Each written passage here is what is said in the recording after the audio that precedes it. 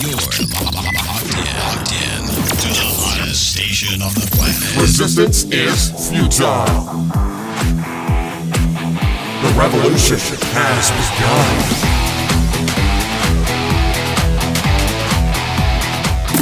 You're listening to Rebelpreneur Radio, helping you break the rules and build the business you need for the life you want. And now, broadcasting his pirate signal from somewhere beyond the status quo, here's your host, best-selling author, marketing and media strategist, Ralph Brogden.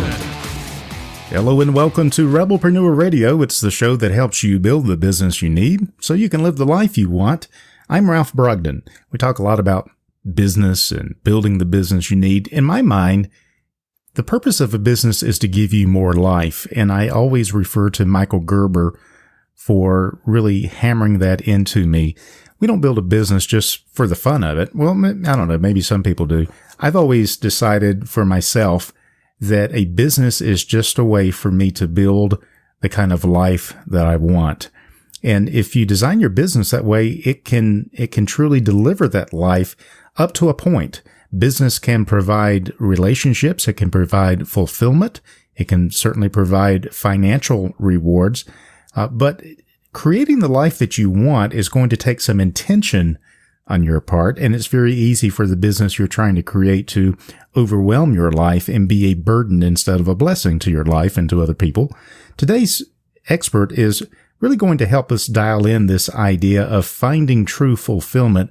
I really don't believe you'll find it in the business. I think the business is a means to an end. That's what I'm talking about. But finding true fulfillment and the simplicity of life. My guest today is Harry Sherwood. Over the last decade, Harry has lived with and learned from monks, yogis, martial arts masters, professors, and psychologists.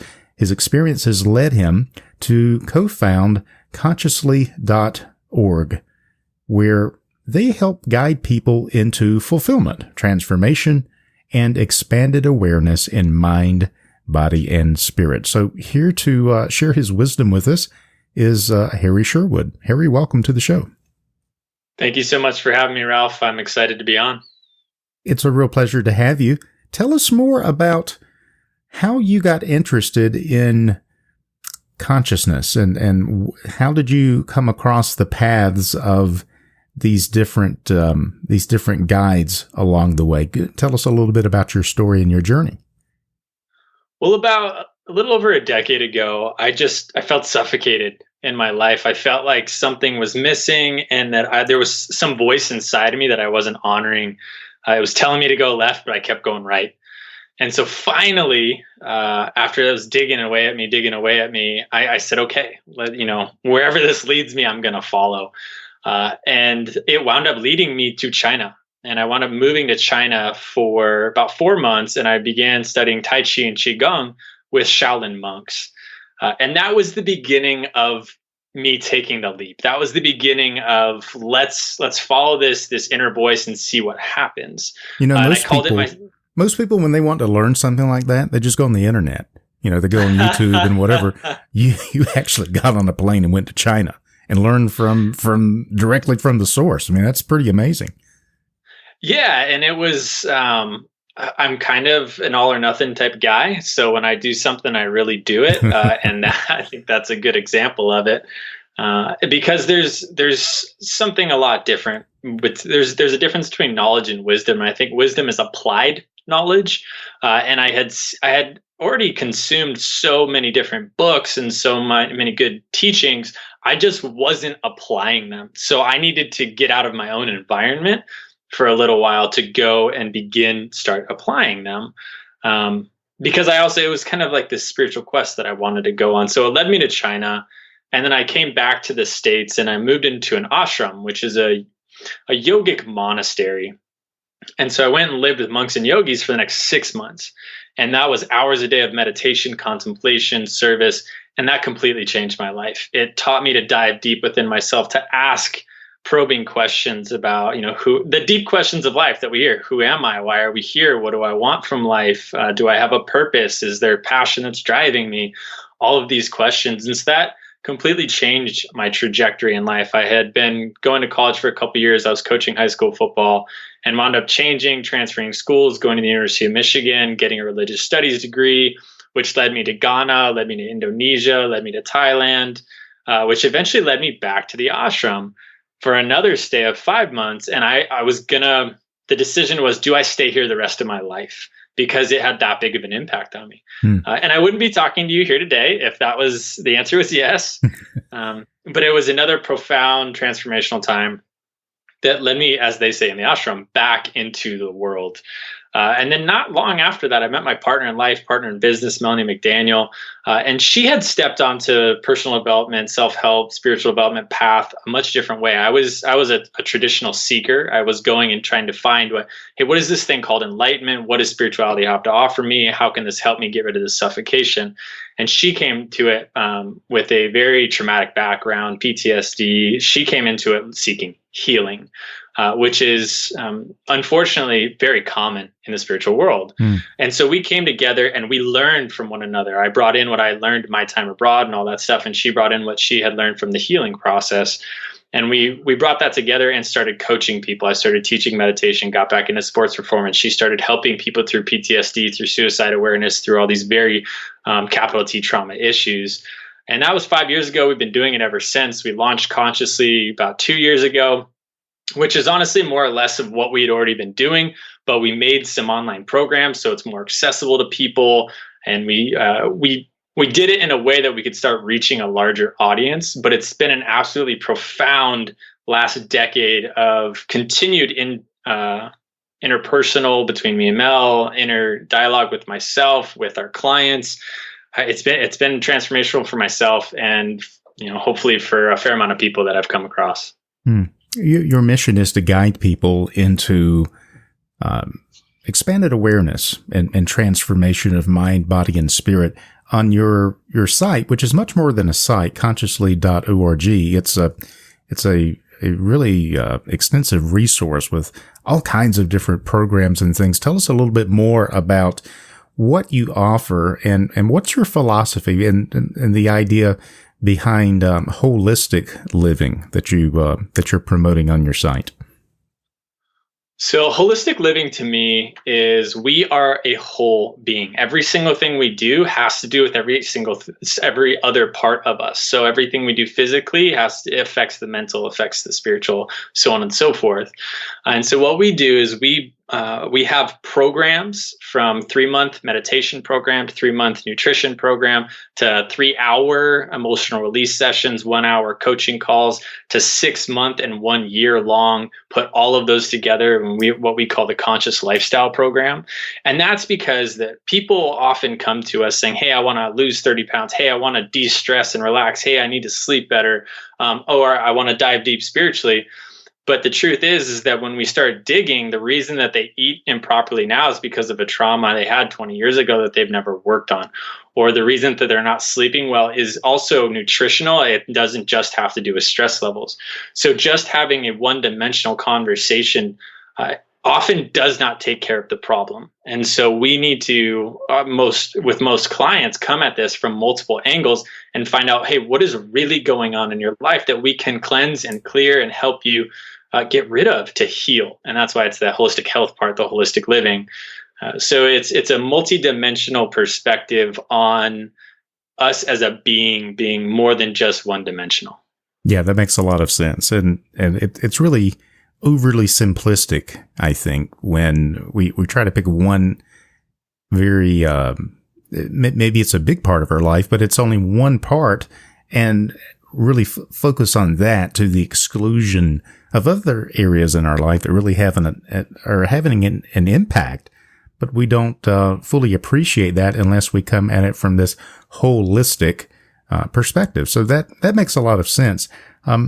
With the people that you are working with and the people that go through your programs, your coaching, and the different things that you offer, the different resources, there's got to be a common problem that I would think is universal, that we all kind of have to get over if we want to see transformation happen in a great way.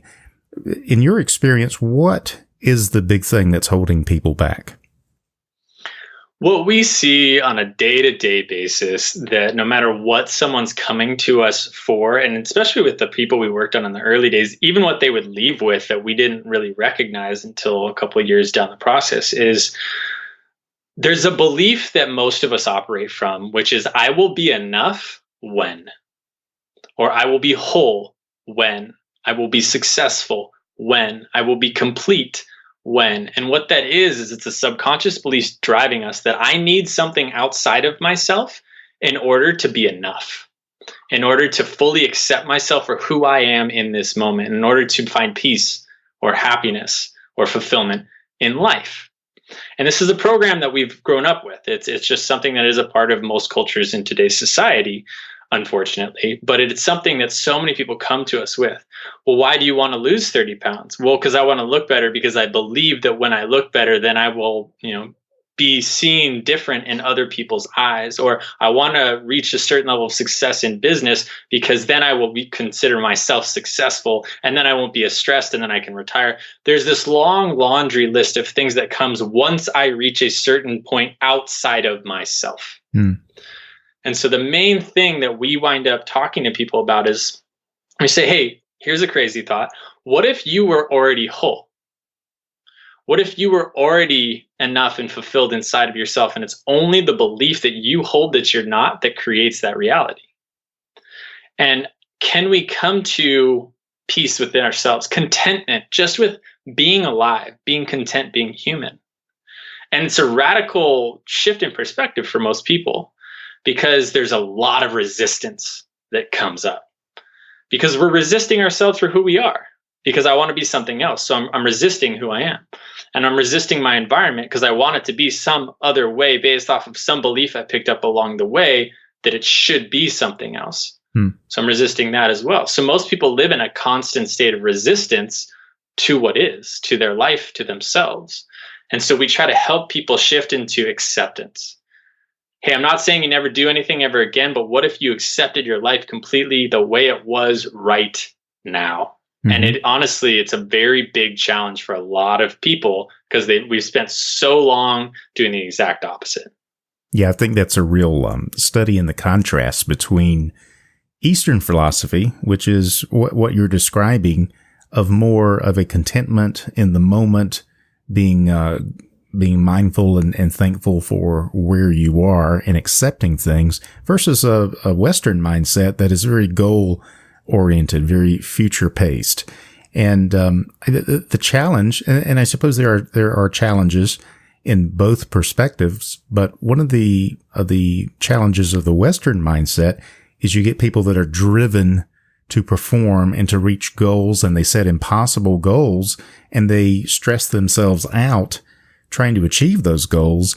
And exactly what you're talking about, it creates ripples in every other area of our life, that actually it becomes a negative energy, and we forget to be thankful and be grateful for what we already have. So there's a lot of wisdom there, isn't it? Yeah, and you're exactly right, and kind of bringing, it's definitely a more of Eastern perspective. It's especially the spiritual traditions over there. And what we see is, as we're kind of bringing this into people's lives, is we question, okay, you have this goal or you have this dream. Number one, that's great, because some people don't even have that. They've never sat down to get clarity on a goal. But then we say, why do you have that? What do you want from it? And where does it come from? And more often than I would like to admit, because I wish, I don't want to wish it left or right, but more often we see that, hey, this really actually, you don't care about this. You just picked this up from someone else subconsciously, and you adopted it as your own dream, your own goal. You got enrolled in someone else's dream, in the American dream of pursuit of happiness, whatever it is along the way. And that's the reason why, no matter how much planning you do, no matter how meticulous you become in trying to achieve this goal, it's like dragging your feet. You have to grind it out. There's no passion because you don't care about it. Yeah. And that's the number one thing that we talk to people about. If you don't have passion for something you're striving to achieve, it's probably something you don't care about. Yeah. And you make an excellent point that if we do set a goal, it needs to be a goal that is something we're passionate about and something we care about, and not just fulfilling someone else's expectations, following the script that someone else handed to us,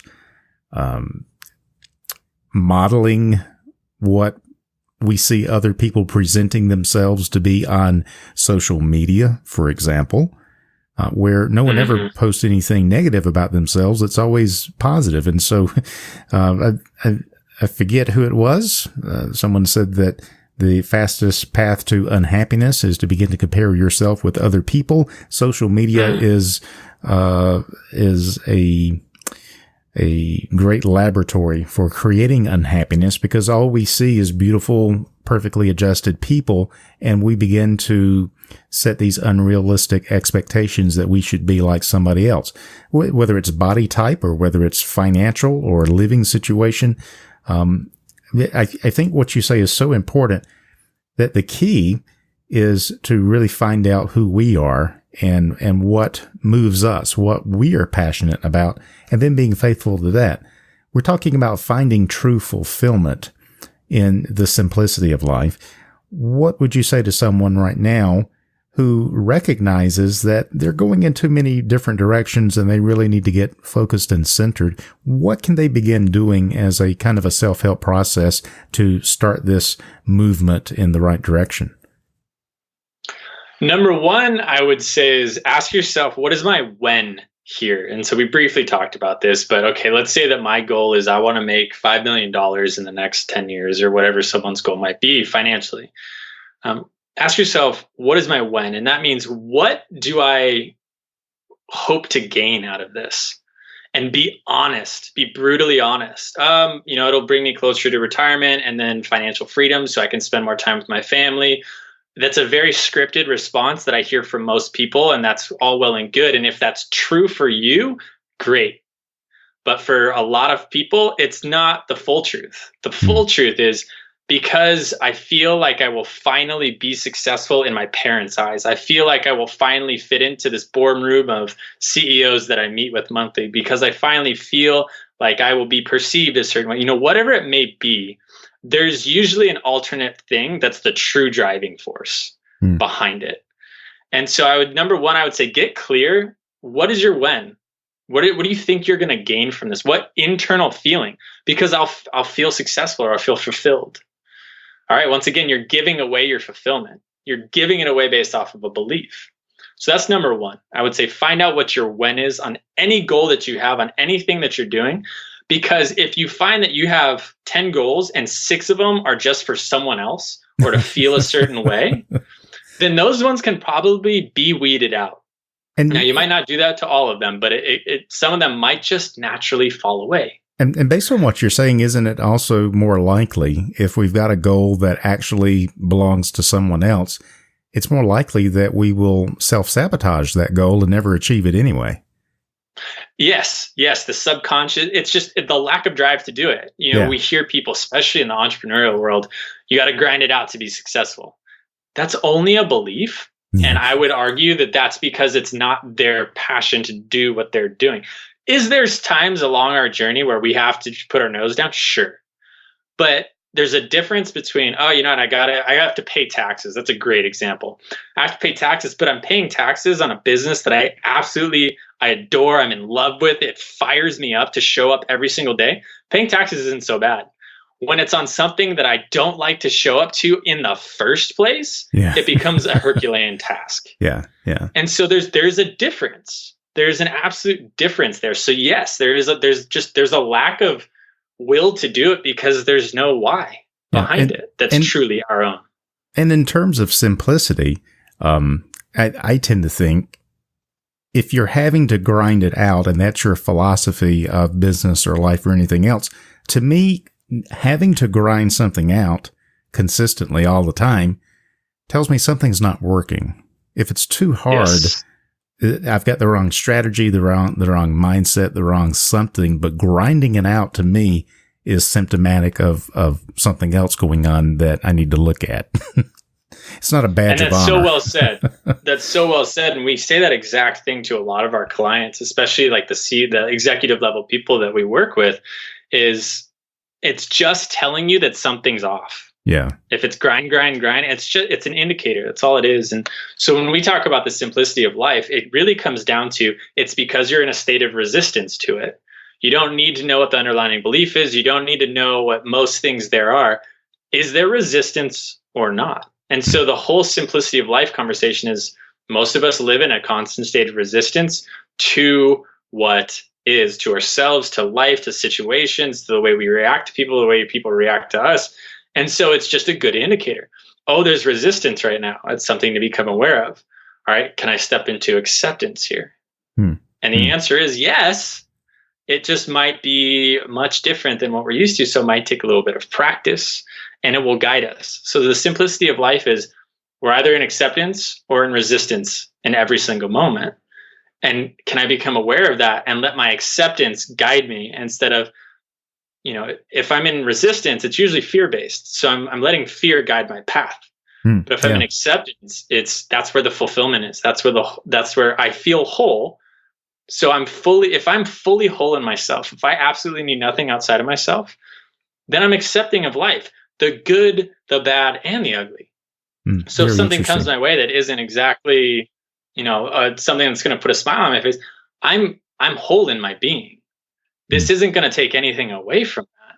But when I'm not centered, when I'm not connected, when I'm not whole, and something comes my way, it becomes a storm. It becomes something that a lot of us really struggle to get through. And so it's not that life won't bring, quote unquote, problems your way or opportunities or challenges or whatever someone calls them. It's I now am centered in a completely different orientation to life so that I can then treat whatever terrain I'm walking on in a completely different way. Yeah, and then obstacles become stepping stones instead of obstacles. I really love that approach. Now, you began to give us a process. It started out with figuring out what is my win? Why am I doing this? What am I trying to achieve? What was the step after that? Yes. So actually, we just did a step after that, which is a perfect segue. So it was, tune in and find out, are you in a state of resistance to this? Gotcha. Or are you in a state of acceptance? And so that's really, it's a very simple process. And there's a couple meditations that we usually guide people through to teach them how to do this on a very, very present level. But it doesn't need to be done that way. It can just be feel your physical body. Is there tension? Sit with your mind a little bit and find out what is going on there. Just be aware of what's happening in that moment. And if we reckon, usually where there's a when, usually where there's a I'll be enough when, there's resistance. So find out if there's a when, check in with resistance. And then the last part of that kind of process is, all right, now where do I go from here? And it might be that sometimes I'm just not clear. I need help getting clarity, or sometimes it's, okay, I recognize that is not right for me. Maybe the question is, what do I do about it now? And so the question is do I need help with this, or can I do this alone? And quite often there's a stigma around asking for help, whether it's a coach, a counselor, a psychiatrist, a therapist, whether it's just, someone in your peer group who's had some experience there. Can I do this myself? Answer is yes. Great. Let's start to step into doing from a place of acceptance and a place of passion. Or you know what? There's too much noise, too much things that I just don't understand. Who's the best fit person that I can reach out to that can help me through this process? And like I said, there's a lot of avenues to go to there. And that's something completely natural. Throughout human history, we lived in tribes. We lived in a group setting where we had the elders, where we had the Jedi Council, where we had places that we could go for wisdom and guidance. We didn't have to do it alone. And so it's for me, it's find out what the motivation is behind it, find out whether it's coming from resistance or acceptance, and then find out what the best next step to take on that is, whether you can do it yourself or whether you need to reach out for help. I love that. And what I tell my clients is, if you knew how to do this by yourself, you would have already done it. And that's just my pitch for any kind of coaching or consulting. If you know the answer and you're able to achieve it on your own, you would have already done it. So if we need help with nutrition, with ordering our life in a different way, changing our self-perception, or self perception is what I'm trying to say, getting a new perspective, creating transformation.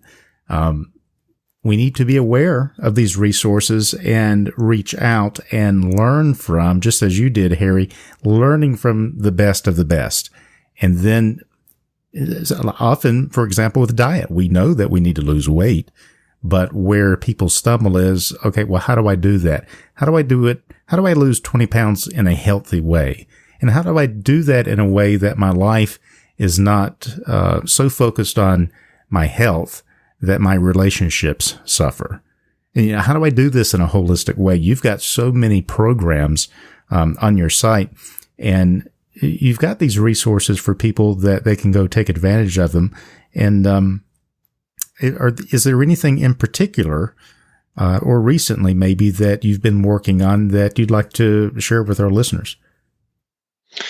We have a lot of balls rolling, and I honestly am deeply passionate about all of them because I have spent the time and effort to find my true north in life and to really to walk in acceptance. So our conscious lifestyle program is the number one thing that we usually like to bring up to people because it's all of the above. You can come in and do, we'll have absolutely any conversation. We'll guide you through nutrition, meditation, mind, body, spirit, and whatever the conversation is. And that is the, phenomenal results come out of that. And that's minimum of 6 months. We usually like to do it for a year. So that's always something I love talking about. I've been doing a lot more speaking and workshops that I love doing for C-level executives, stuff like that, to help them bring in fulfillment into their businesses, into their lives. But something new that we're doing, which is really fun, is it's a mastermind group for spirituality. So we're calling it a master soul group.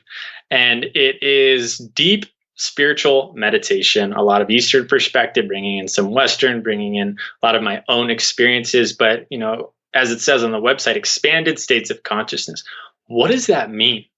What is this thing called enlightenment? Is it just a legend? Is it just this cool concept? Or is there something more there? Is there a reason that it's in one way or another written down in almost every single religious, spiritual, or wisdom philosophical teaching for thousands of years? And how can we not just understand it conceptually, but start to experience it? And that's probably one of the things I'm most deeply passionate about. And so we're launching that group. It's launching in July of next month, and really excited about that. But yeah, we have a lot of balls rolling, and it's all stuff that we live in our own lives. So it's an extension of self, and we love bringing other people into it as well. Perfect. Well, your passion really comes through in the things that you share in the materials on your website. I encourage our listeners to go check it out. It's at consciously.org, and we'll have that link on the Rebelpreneur website as well. Harry, this has been really motivational. Any final thoughts or words of wisdom? Everything you've said has been really on target. Just any final thought or big idea that you'd like to leave us with? Probably a reiteration at this point, but something I like to say is our orientation that we need someone else, something else outside of ourselves it's a belief. It's not a truth. And so the equally powerful and more powerful belief is that what if you were already whole? What if you yourself, coming home to yourself and being at peace with who you are in your life in this moment, what if that was what you have been searching for, what you have been seeking, either consciously or subconsciously, your entire life? Because so many of us are on a mission to get to some end. We're running a marathon to get to some goal. What if that was the goal and we just didn't know it? Which is the reason why so many high-level successful people feel like something's still missing, because when they get to wherever they thought they wanted to go, they realized that wasn't it. And so my argument is that they're seeking wholeness and fulfillment within themselves. And we're the only ones that can ever give that permission away. And we're the only ones that can ever accept that truth within ourselves. So sit with that, because it can truly change your life if you give it the time of day. Mm-hmm. Excellent words of wisdom from Harry Sherwood. He is the co-founder of consciously.org, where they guide people into fulfillment, transformation, and expanded awareness of mind, body, and spirit. And connect with Harry and his team at consciously.org to find out more about holistic living and the many different programs that they have available. Harry, it's been a real pleasure to chat with you. Thank you so much for being on Rebelpreneur Radio today. I really appreciate it. Thank you for having me on. I want to reflect that back to you. I think conversations like this are raising the good vibes in the world. So thank you so much for doing what you do, as well as having me on. You've been listening to Rebelpreneur Radio with Ralph Brogden. Download the show notes and much more at rebelpreneur.com.